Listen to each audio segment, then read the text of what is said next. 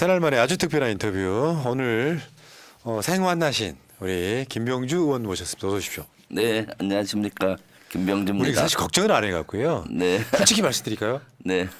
우리 의원님 저 개표 이럴 때는 관심도 없었어. 네. 당연히 되는 사람은 뭐 관심을 가져야 더 박빙이적 관심을 갖지. 그래도 본인은 되게 긴장했죠. 예. 자, 대한민국에서 가장 주목받는 국회의원 중에 하나가 아닐까. 왜냐하면 이 정권이 국방 분야라든지 이런 데서 네. 또 워낙 무능하기 때문에 네. 제가 이제 뭐 덕담 삼아서 드리는 말씀이 다음 정부 국방부 장관 후보 이렇게까지 이야기를 드리는 이유. 왜냐하면 또 우리가 최근에 목도한 국방부 장관들이 너무 좀 이상한 사람들이거나 네. 국방부 장관 자격이 없다거나 이런 거였어요. 자, 김병주 의원 뭐 다 아시는 분 다 아시겠지만 간단하게 이력 소개해드리면 대한민국 육군 대장 출신이에요.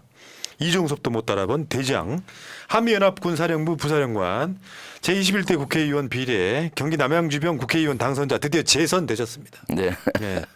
근데 저는요, 우리 장군님은 의원님은 왠지 별 한 개당 초선 재선 같아 갖고 지금 5선 되신 것 같은 느낌. 네.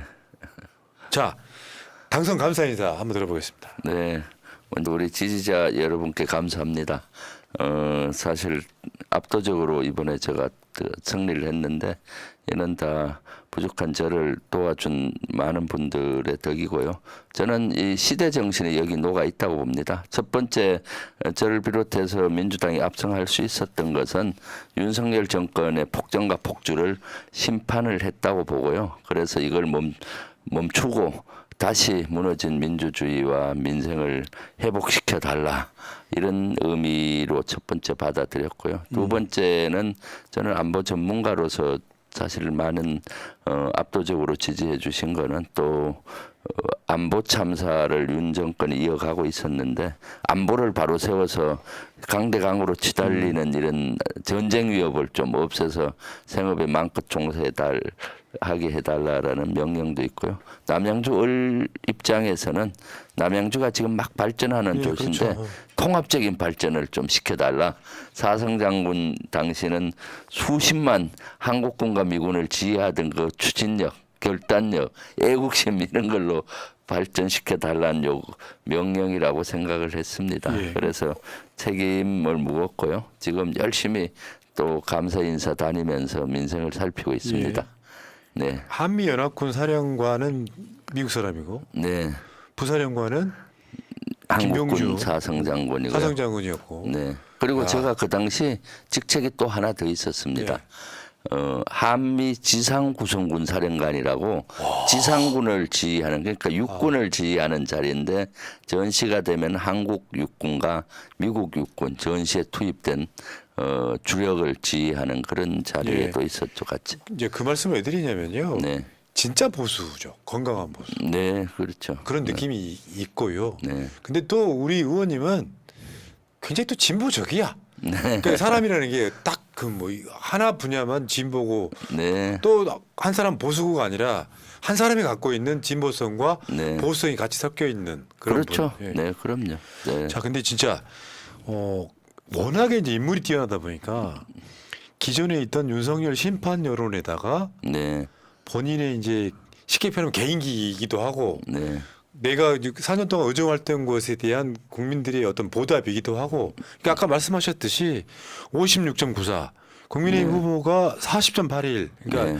16포인트 정도를 차이를 내면서 너끈히 당선되셨고요. 네. 그 사람들이 놀랍게도 김병주 의원 걱정하는 사람 한 명도 없었어요. 되나보다. 네. 자,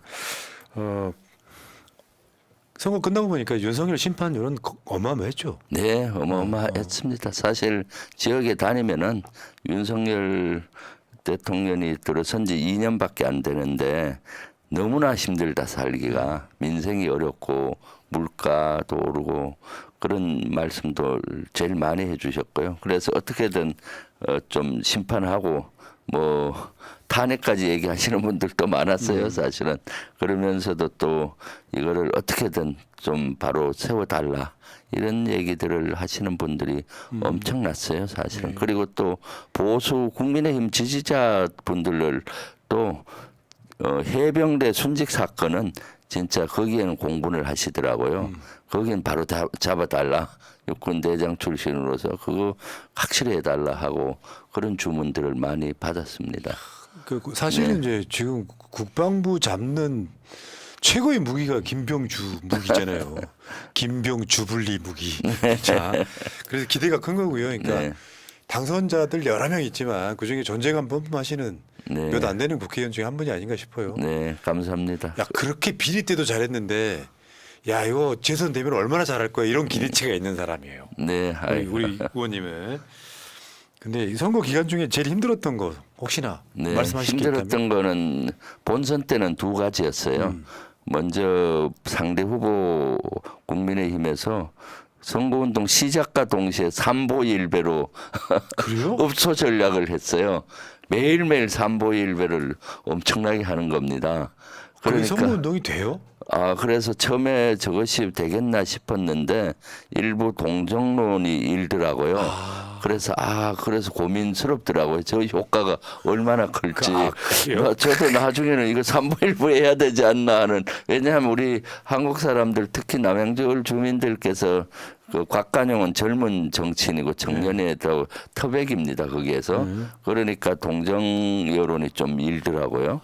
그다음 두 번째로 어려웠던 것은 경선이 너무 늦게 끝났습니다. 그랬죠. 네, 경선이 3월 6일 날 저녁에 결선 발표가 투표까지 가고 막. 네, 하고 이제 한 달 조금 남기고 본선 바로 나다 보니까 경선이 치열하니까 그 지지자들도 분열이 돼 있었습니다.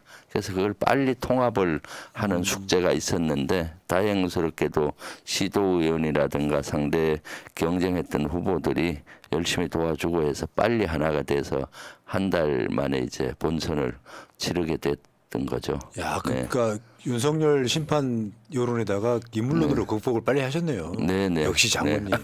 네. 경선 과정이 사실은 어려웠어요. 원래 그렇죠. 네, 어려웠는데 그때 새날에 제가 한 분 나오고 나서는 많이 도움이 됐다고 판단이 들어요. 그래요? 네, 아이고, 새날에서 저를 봤다 아침 인사 가든가 저녁 인사 그런 분들 전철역에서 많으셨어요? 하면은 네. 아이고 새날에서 봤습니다 이렇게 말씀해 주시는 분이 많았습니다. 역시 너무 감사합니다. 국민 유튜브란 소리 듣는 네, 예, 그러니까요. 그리고 또 우리 푸나님이 얼마나 저를 많이 이렇게 칭찬해놔서 존경하고 좋아하죠. 그러니까 진짜 그런 거 있어요. 네, 그러니까 네. 사람이 이제 인터뷰하다 보면 네. 저 사람을 좋아하는지 안 좋아하는지 표정에서 나와요 보통. 네, 그렇죠. 그러니까 이게 이제 저보다 연세가 더 있는데 네. 이런 표현 적절하진 않지만 네. 쉽게 표현하면 애뽀를 하는 거예요. 아이고. 전향만 애뽀를 하는 거예요. 자 보시고. 네. 자 그리고 그러면 이제 일단 재선이 됐잖아요. 저는 네. 별 하나가 4선이고 이제 5선이라고 느끼는 아니지 지금 6선인 거죠. 근데 이제 재선 되셨어요. 네. 뭐 하고 싶은 거 있으세요 혹시?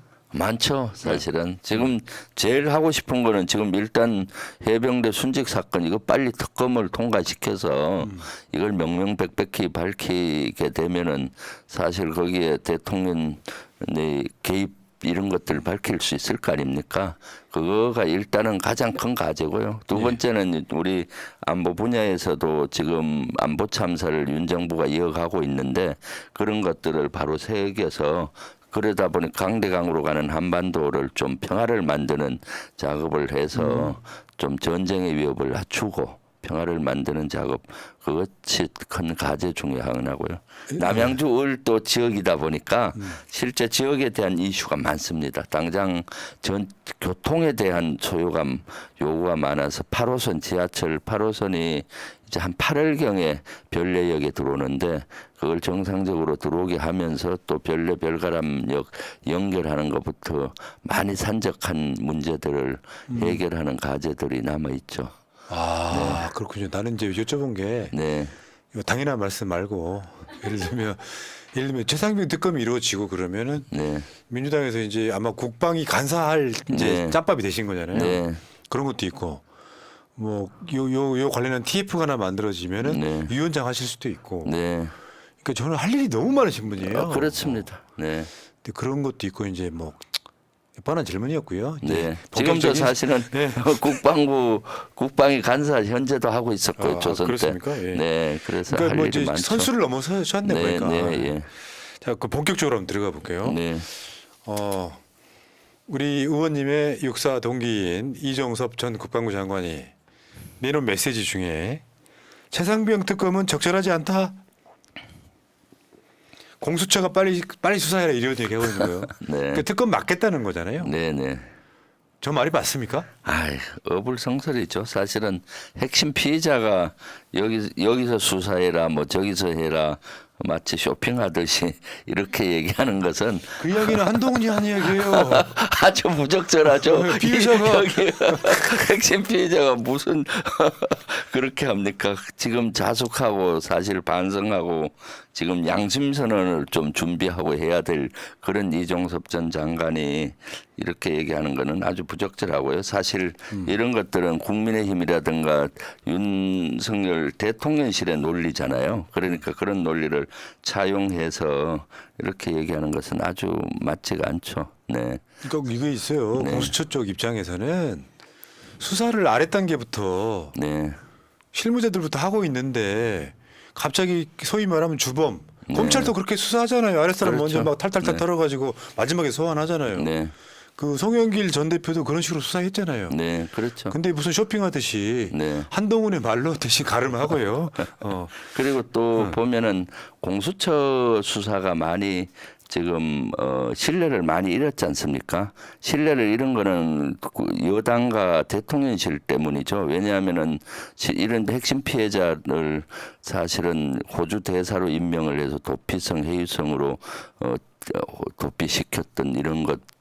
새도 공수처가 관여가 일부 돼 있고요. 한 4시간만 조사했잖아요. 예. 그리고 출국 금지했는데도 불구하고 공수처에서 그걸 법무부에서 풀고 호주로 내보내고 이렇게 하다 보니까 수사를 대통령실이나 관련 부서에서 조직적으로 방해를 저는 했다고 보고 있거든요. 예. 그러니까 공수처가 제대로 된 조사를 하기도 어렵고 예. 현재 공수처는 공수처장이 공석이고 대리까지도 공석인 이런 상태니까 공수처 업무가 마비되다시피 위에 결심을 못하지 않습니까? 그러니까 당연히 공수처로서는 안 되고 빨리 특검을 가야 되죠. 특검을 가는데 사실 특검 가면은 제일 중요한 것이 통신 정보입니다. 예. 예를 들면은 7월 31일 날 11시 45분에 02로 온 용산에서 온 전화, 대통령실에서 이종섭 장관에게 온 전화 내용이 뭐냐, 누구한테 왔느냐, 그게 핵심이잖아요. 대통령이 했느냐. 그렇기 때문에 5월 달에 꼭 특검으로 가야 되는 겁니다. 네. 예. 네. 그래서 그래서 5월 달에 저희들은 꼭 특검으로 가려고 하고 있고요. 5월 2일 날 본회의에 부의가 돼서 꼭 통과가 되리라고 기대하고 있습니다. 예. 네. 자, 어쨌건 보니까 이제 아까도 이야기를 하셨지만 예를 들면 이종섭이 태도가 바뀐 것도 네. 있어요. 네, 그렇죠. 그 사건 기록 네. 해병대 수사단이 경찰에 넘긴 거를 회수해 간 거. 네. 회수만으로도 불법이더라고요, 그게. 네. 근거 없이 법적인 근거 없이 네. 내 짓이 아니다라는 얘기까지 지금 이종섭 측에서 나오고 있어요. 그러면 누구 짓이냐? 그러니까. 이거는 당연한 물음표가 생길 수밖에 없는 상황인 거지 않습니까? 예, 예. 수사에 개입해서 누구를 빼라 했던 거하고, 야 합법적으로 해병대 수사단의 수사 결과가 일반 민간 경찰에 넘어간 거를 법적 근거도 없이 가져왔을 때 누가 가져오라고 지시했느냐. 네. 두 축에서 지금 이종섭이 하나는 빠져나가고 있습니다. 그렇죠. 사실 그것도 경찰청에서 우리 해병대 수사단에서 넘긴 자료 8명을 가실치사 혐의로 해서 넘긴 자료를 국방부에서 해수해 왔잖아요. 해수해 온 과정에 이종섭 장관은 자기는 지시하지 않았다. 라고 얘기하는데 그러면은 대통령실이 사실은 재판 과정에서 관여됐다는 것들이 지금 밝혀지고 있잖아요. 예. 그러니까 거기에서 지금 이종섭 장관이 꼬리를 내리고 점점 양심선언 쪽으로 가는 것 같아요. 그래서 꼬리 자르기가 아니라 실제 머리 드러내기 전략으로 머리가 누군지 예. 써서 사실은 자기가 해수를 안 했다고 지시를 안 했으면 그 주체는 당연히 더 센 대통령실이란 걸 인정하는 꼴이 되는 거죠. 그리고 아마 이때 상상도 이종섭 전 장관이 해수하라고 지시할 경향이 별로 없었을 거예요. 왜냐하면은 이때 외국에 출장을 가 있은 기간이에요. 맞죠, 맞죠. 예, 그러니까 해외 출장을 가서 여기 시간대도 다르고 그리고 거기 아마 가면은 해외 출장 가면은 시간이 빡빡하지 않습니까? 그럼 그 사이에 이런 지시할 겨를이 없으니까 아마 대통령실 이런 데서 관여가 해서 이렇게 됐을 확률이 높은데 그동안 이런 얘기를 안 했잖아요. 네. 이제는 하나하나 본인이 자꾸 밝히는 것이 아닌가 하고요. 예. 이럴 땐 한꺼번에 다 양심선언 했으면 좋겠어요. 그러니까 사실은 VIP 전화 받고 그렇게 다 하고 이렇게 양심선언을 하면은 아주 간단히 끝날 건데, 네.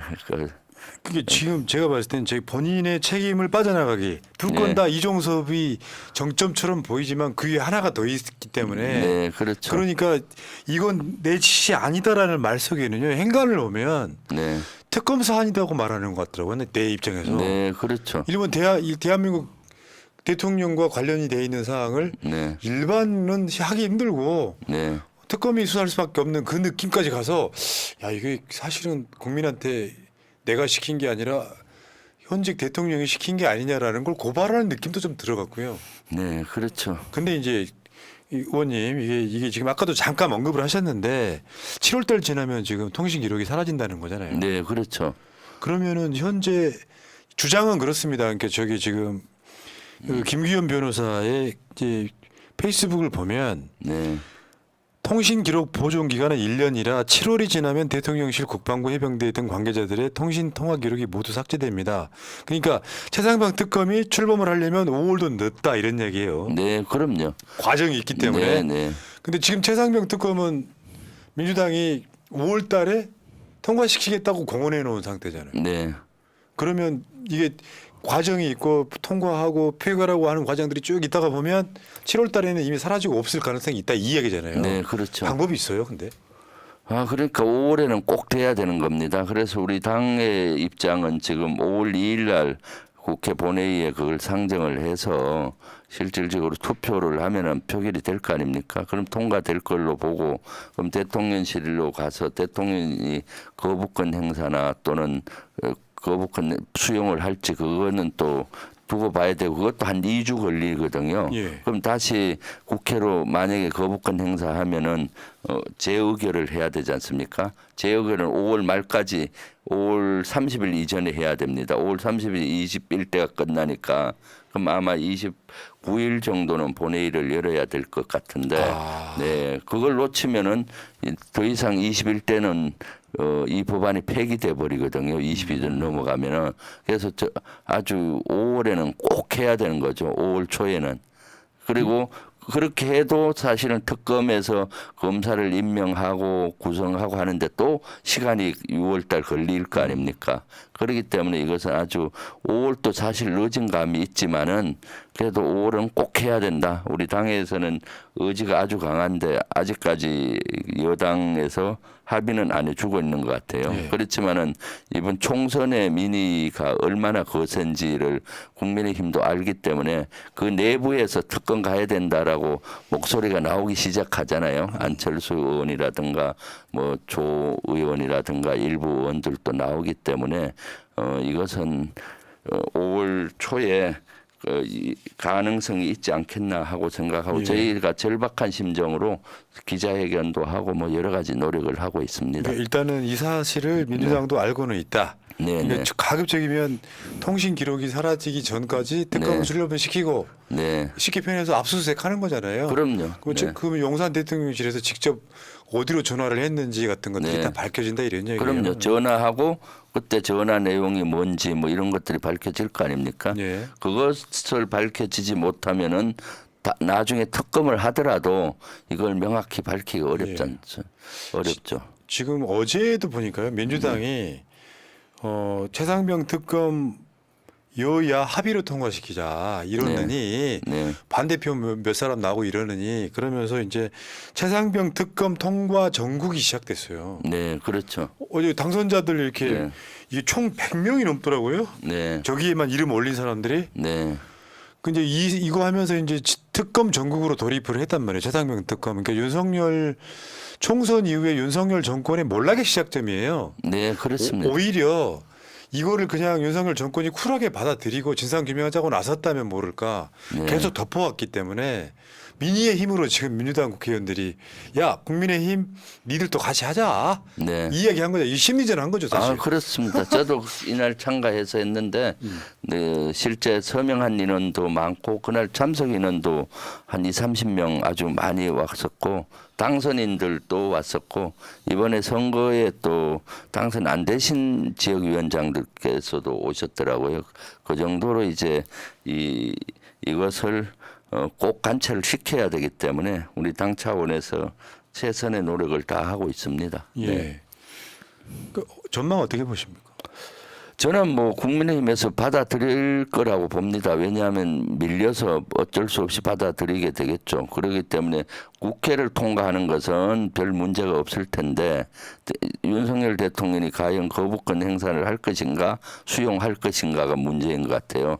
거부권 본인과 연관이 되기 때문에 만약 여기에서 위법한 사항이 밝혀진다면은 실제 거대한 국민적인 이런 탄핵이나 이런 것들로 갈 확률이 많잖아요. 그런 촉발점이 될 수 있기 때문에 거부권 행사를 저울질하지 않을까 생각하는데 윤석열 대통령이 정신을 좀 차렸다면은 민의를 받아들여야 되는 거죠. 국민의 뜻을 그대로 받아들이고 겸허히 받아들이고 특검을 수용을 해서 명명백백히 밝혀야 되고 잘못한 지점이 있으면 또 거기에 합당한 책임을 져야 되는 거고요. 그것이 대통령의 자세인 거죠. 네. 아마 윤석열로부터 민심 위반이 많이 이루어진 측면에는 네. 자기 부인 특검법 거부하고 이런 것도 있잖아요. 네.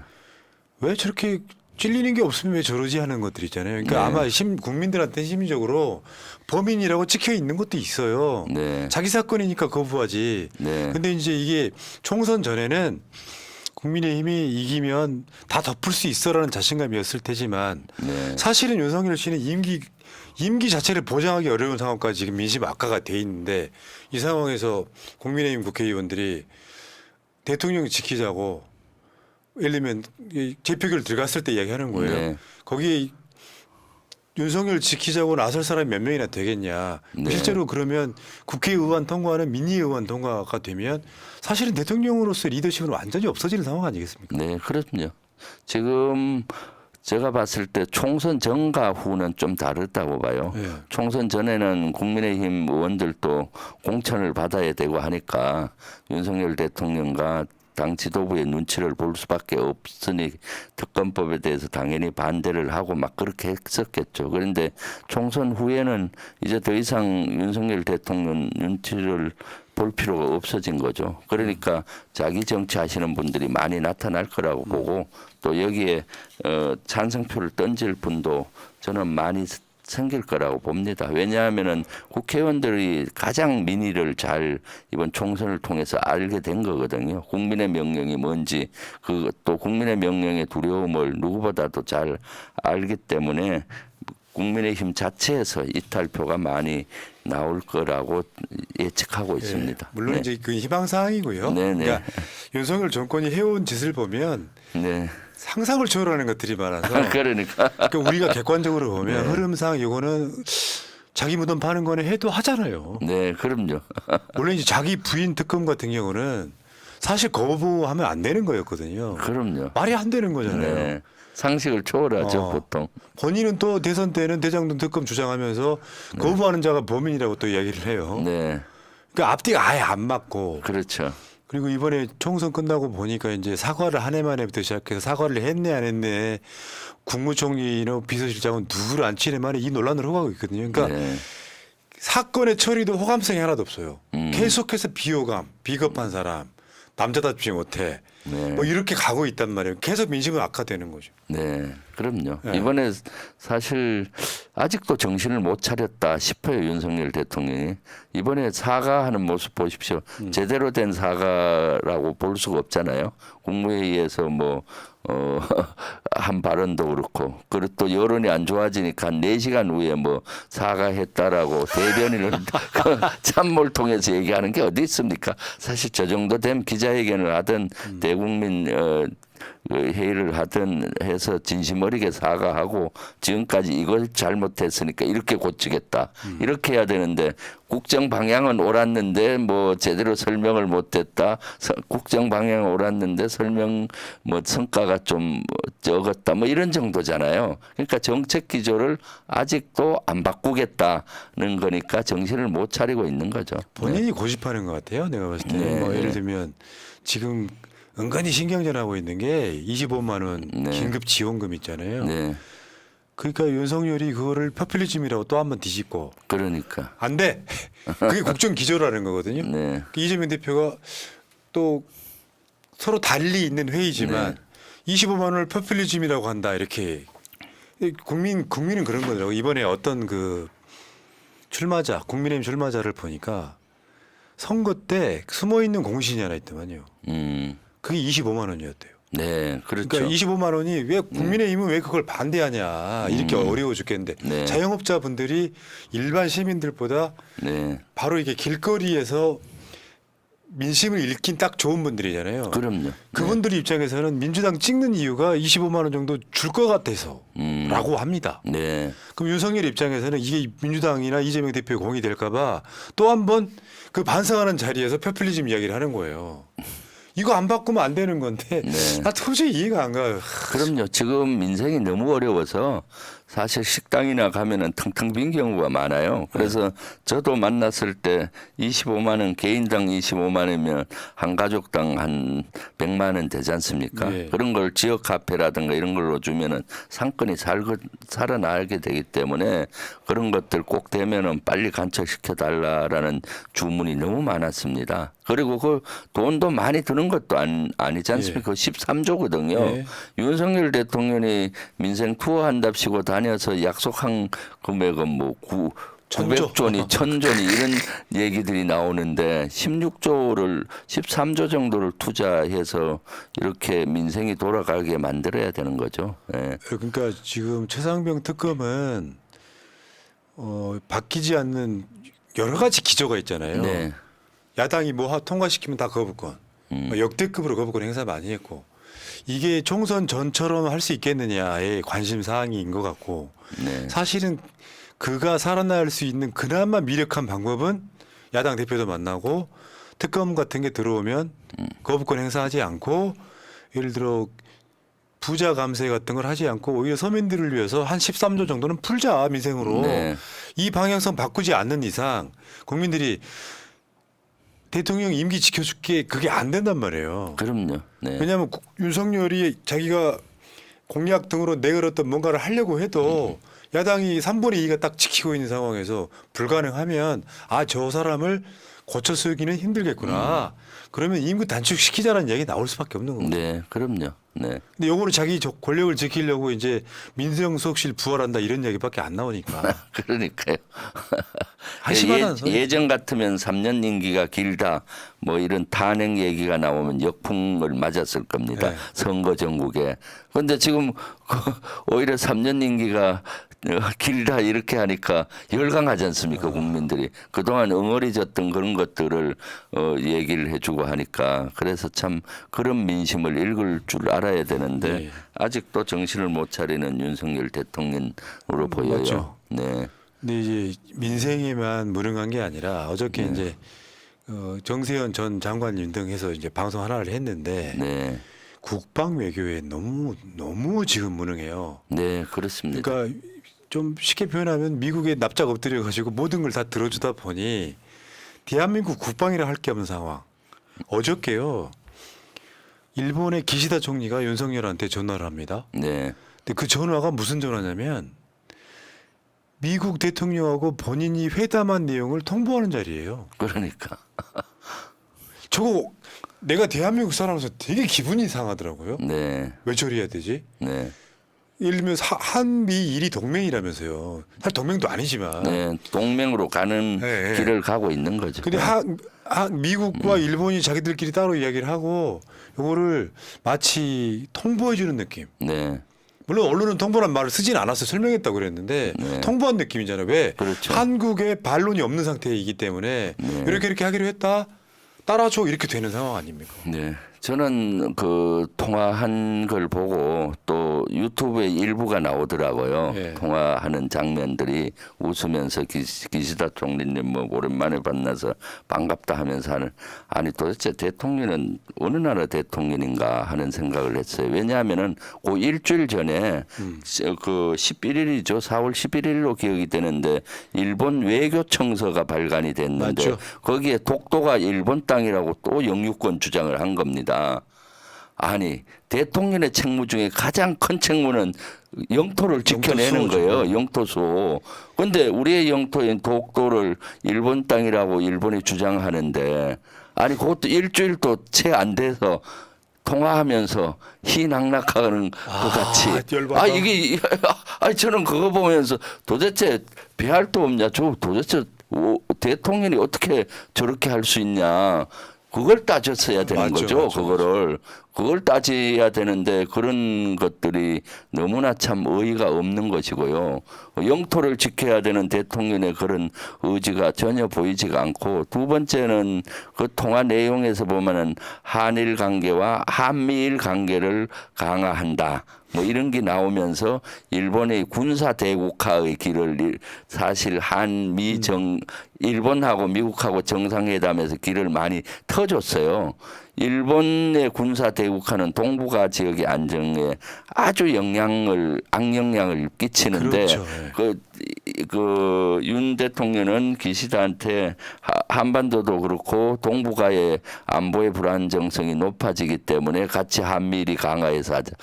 한반도의 안보의 그 불균형, 안보가 자꾸 균형이 어려워지는 거는 일본이 그 요인이거든요. 맞죠. 물론 중국도 요인이 있지만은 그런데도 불구하고 그걸 한미일 뭐 강화한다느니 뭐 이런 것들을 그대로 예. 받아들이고 또 그걸 또 대통령실에서는 홍보하고 이것이 도대체 정신이 있는 건지 부끄러운 없는 얘기예요. 건지 모르겠어요. 외교랍시고 돈 역대급으로 써서 나갔더니 부산 엑스포에서 119대 29로 깨지고 네. 들어오는 외교. 네. 그러니까 독도는 우리 땅이라고 일본이 주장하는데 그 일본이 군사 대국화 되면 한국 입장에서 좋을 리가 없고 네. 일본하고 친해져 보려고 강제동원 건 일본 책임 아니고 네. 한국이 돈 자발적으로 거두면 나머지 빈 물잔을 나머지 잔을 채워줄 거라고 했는데 그거 따져야죠. 언제 채울 그럼요. 거냐고. 네, 그렇죠. 그리고 지금 오염수 방류. 네. 후쿠시마 오염수 방류도 사실은 한국이 허용함으로써 이루어진 상황이다 말이에요. 그러면 이게 사실은 이게 영토라는 게 북한과 무슨 영토 전쟁하는 건 아니고 이 분단 국가인 상황에서 북한이 우리나라 땅이나 영해나 영공을 밀고 들어오는 것도 아니면 실제로는 한국이 일본한테 영토 전쟁에서 지고 있는 거거든요. 그럼요. 그렇습니다. 그러면 네. 이 상황에서는 네. 탄핵 사안입니다. 네. 근데 우리 땅을 자기네 땅이라고 우기는 그 총리하고 같이 헤거리면서 15분 통화했으면요. 사실 내용도 없어요. 네. 그럼요. 통역까지 포함하면은 와, 아니 그것도 일주일도 채 안 됐는데 일본 외교청서가 발간돼서 공표된 지가 그러면은 제일 먼저 그거부터 따지고 또 전화를 거부하든지 한다면은 독도에 대해서 아주 강하게 거기에 대해서 실책을 해야 되겠죠. 그런데도 불구하고 뭐 답답하시죠. 네. 그래놓고 지금 그러니까 이게 극우 정권이라는 게 국방부나 이런 쪽에서는 주구장창 북한만 때리고 있습니다. 네. 뭐 핵무기 어쩌고저쩌고 나중에는 그 구구 국방부 장관이 우리 니들 계속 그러면 우리도 핵무기 만들 거야 이거잖아요. 현실이 지금 그렇게 가고 있죠. 네. 불가능한 이야기를 계속 네. 하고 있는 거잖아요. 네, 예. 이 상황에서 국방력이라는 건 하나도 없고 국방부 건물 뺏어가지고 대통령이 저 쓰고 있고 그 과정에서 아까 오시기 전에 시사에 다뤘는데 또 비리가 발생했다고 그렇죠. 나오잖아요. 예, 그럼요. 네. 와 그러니까 이게 뭐 한두 군데가 아니라 수십 군데에서 그냥 네. 구멍에 줄줄줄 물이 새고 있는 거죠. 그럼요. 대통령실 용산 졸속기전 당시에 그 취임도 하기 전에 취임하는 날 옮기려고 하다 보니까 이 당선인 자격이 있을 때 했잖아요. 인수위 때. 그러니까 한 2달 만에 하다 보니까 모든 걸 수의계약으로 거의 다 했어요. 네. 거의 다. 물론 군사 보안 시설은 수의 계약하는 경우도 많이 있는데 그러면서 특혜 논란이 계속 문제가 제기가 됐었거든요. 그래서 이번에 터진 것들이 그러한 그 보안 필름과 관련돼서 그 장문 뭐 이렇게 해서 그 그렇죠, 업체하고 경호처 뭐 간부가 뭐 결탁을 했다는 의혹이 이렇게 있는데 그것도 감사원 감사에서 지난 11월 달에 그것을 검찰 쪽으로 그걸 넘긴 것 같은데 인제 발표가 되고 있거든요. 네. 그러니까 계속 은폐하고 축소하고 이런 것들이 계속 일어나는 것 같고 그런 것들은 이제 나중에 명명백백히 밝혀야 되는 사항입니다. 사실은 제가 초기에 이태원 참사 일어나기 전에 대통령실 졸속기전을 국정감사해야 된다. 국정조사해야 된다. 해서 국정조사로 가는 걸로 했었는데 이태원 참사가 일어나면서 그 국정조사가 더 급해진 겁니다. 그래서 그걸 하고 지금 묻혀졌거든요. 선택과 집중해서 밀렸네. 네, 예, 다시 이제 수면 위에 올려서 그걸 다루어야 될 시점이 전 됐다고 봅니다. 네. 그리고 뭐 이번에 보니까 대통령실 실장부터 다 쌍물러 난다는데 안보실만 네, 요게 약간 그 무슨 뭐 저 보안공사 네, 이전하면서 네. 그거 하면 뭐합니까? 휴민트가 거기 딱 앉아 있는데 그러니까요. 아 이거 말도 안 되는 정권이 지금. 아, 그럼요, 네. 그럼요. 네, 그러니까 우리 장관님, 우리 의원님 입장에서는 참 진짜 한심한 건데 네, 이거를 지금 뭐 성질 같아서는 국민들 민의 같으면 딱 멱살 잡고 끌어내리고 싶은데 절차와 과정이라는 게 있어서. 그럼요. 네. 근데 그 시작점이 최상병 특검인 건 맞는 것 같아요. 네, 그렇습니다. 이것이 특검이 되면은 대통령이 위법한 행위를 했다는 것이 만약에 밝혀진다면은 그것이 총 시발점이 되리라고 저는 봅니다. 예. 네, 법을 완벽히 위반한 것이 나오면은 그것은 사실은 특검 사유로 갈 수가 있고 그것이 총매제가 될 거라고 보기 때문에 지금 어떻게든 5월달에 특검을 해야 되는 거고. 그런 거죠. 그리고 국민의 뜻도 저는 그것이 명령이라고 맞죠, 저는 맞죠, 봅니다. 이번 총선에 나타난 민의가. 네. 그 윤석열 정권의 실정에 대한 진상 규명 총선이었다. 네. 그러니까 뭐 그게 이제 무슨 방법상의 특검이 될지 진상조사가 될지 수사가 될지 뭐 국정조사가 될지 모르지만 네. 전체적으로 전방위적으로 다 망가졌기 때문에 네. 각 상임위별로 윤석열 정권의 비리, 무능, 부패, 범죄 이런 것들을 찾아내는 일이 22대 국회의 첫 번째 임무가 아닌가 싶어요. 네. 그렇습니다. 그중에 그래- 국방이 좀 네. 지금 우리 의원님은 국방위 말고 다른 상임위 가실 그런 계제가 아니잖아요. 네, 그럼요. 어.